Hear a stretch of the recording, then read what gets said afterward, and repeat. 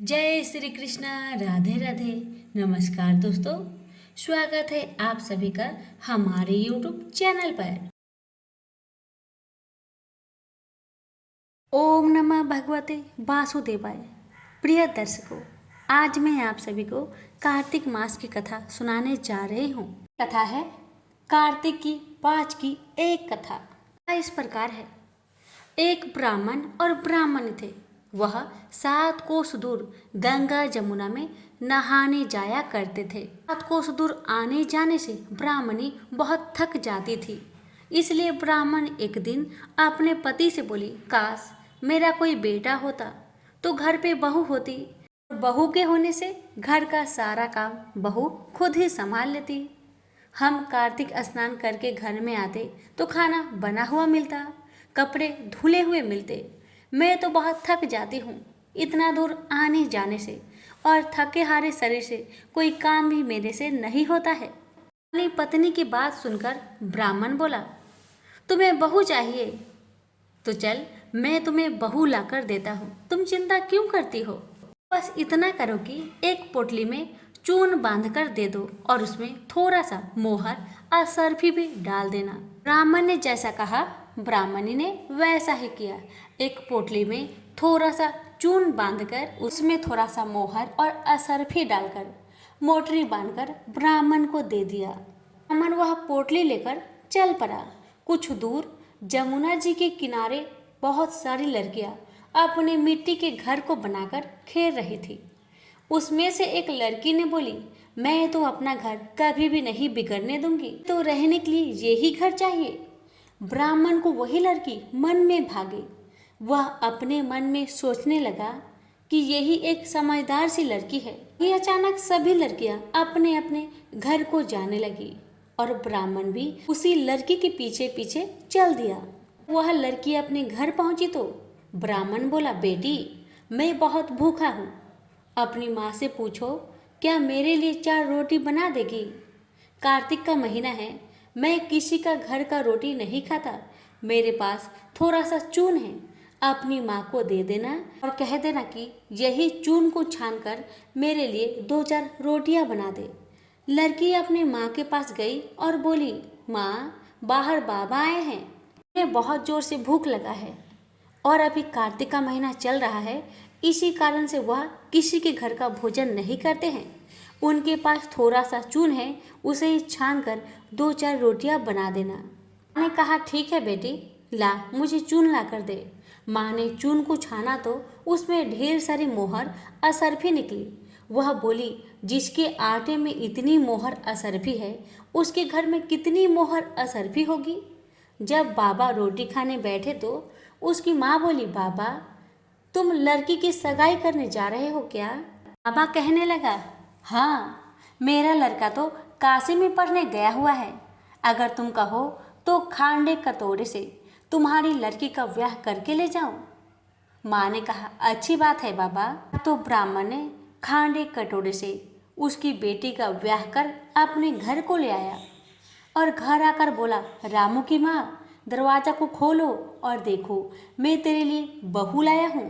ब्राह्मणी घर के भीतर से बोली, ताने मार लीजिए, दुनिया के सभी लोग तो मुझे ताने मारते हैं, अब आप भी मुझे ताने मार लीजिए। हमारे तो 7 जन्म भी कहीं बेटा नहीं है तो बहू कहाँ से आएगी। मैंने बड़े प्यार से फिर बोला, ब्राह्मणी तू किवाड़ तो खोल और देख तो सही। ब्राह्मणी ने जैसे किवाड़ खोला उसने देखा उसके सामने बहू खड़ी थी। सास आदर सत्कार से बहू को अंदर ले आई तो सास ससुर हर रोज कार्तिक नहाने जाते। बहू घर का सारा काम करती, खाना बनाती, कपड़े धोती, रात को उनके पाँव दबाती। इस तरह से समय बहुत निकल गया। एक दिन सास बोली, बहू चूल्हे की आंच बुझने न देना, मटके का पानी खत्म होने ना देना। एक दिन चूल्हे की आंच बुझ गई। बहू भागी भागी पड़ोस में गई और पड़ोसन से बोली, मुझे थोड़ी सी आंच दे दो, मेरे घर की आंच बुझ गई है बहन। मेरे सास ससुर आते ही होंगे, सुबह 4 बजे से गंगा नहाने गए हुए हैं। पड़ोसन ने कहा, तू तो पगली है, मुझे तो ये झूठ बोलकर उठा कर लाए हैं, इनके तो 7 जन्म में भी कोई बेटा नहीं। बहू बोली, नहीं तो इनका बेटा तो काशी में पढ़ने गया है।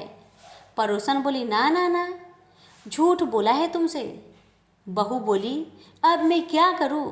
तो पड़ोसन ने कहा, जली फूकी रोटी सेक देना, अलूनी दाल दे, खीर की करछी दाल में, दाल की करछी खीर में कर देना।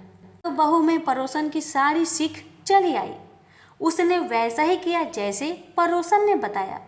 सास ससुर जब घर आए, उसने आज तो न उनका आदर सत्कार किया, न ही उनके कपड़े धोए। खाना लगा दिया तो सासू माँ बोली, बहू ये कैसा खाना है? ये रोटी जली फूकी है, अलूनी दाल है। सासू माँ की बातें सुन बहू कहने लगी, लो सासू जी, एक दिन आप खा लोगी तो कुछ ना होगा, मुझे तो जीवन भर अलूनी रहना है।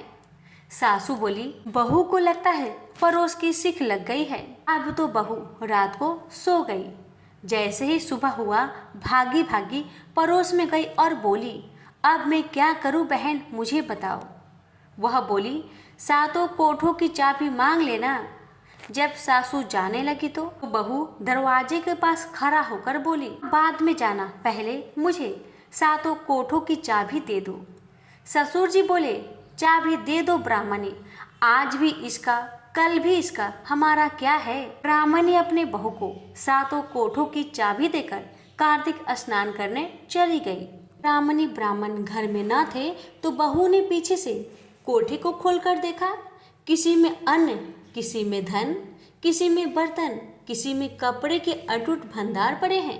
जब बहू ने 7वां कोठा खोला तो देखा उसमें गणेश जी, लक्ष्मी जी, पीपल पथवारी, कार्तिक के ठाकुर, राई दामोदर, तुलसी जी का बिरला, 36 करोड़ देवी देवता विराजमान हैं।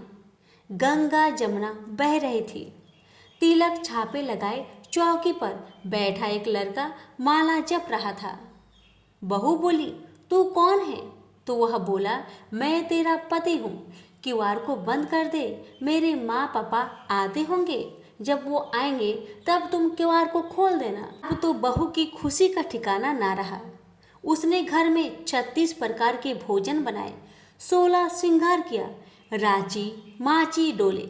सास ससुर जब घर आए, बड़े प्यार से उसने उनसे बात की, उनके कपड़े धोए, खाना खिलाया।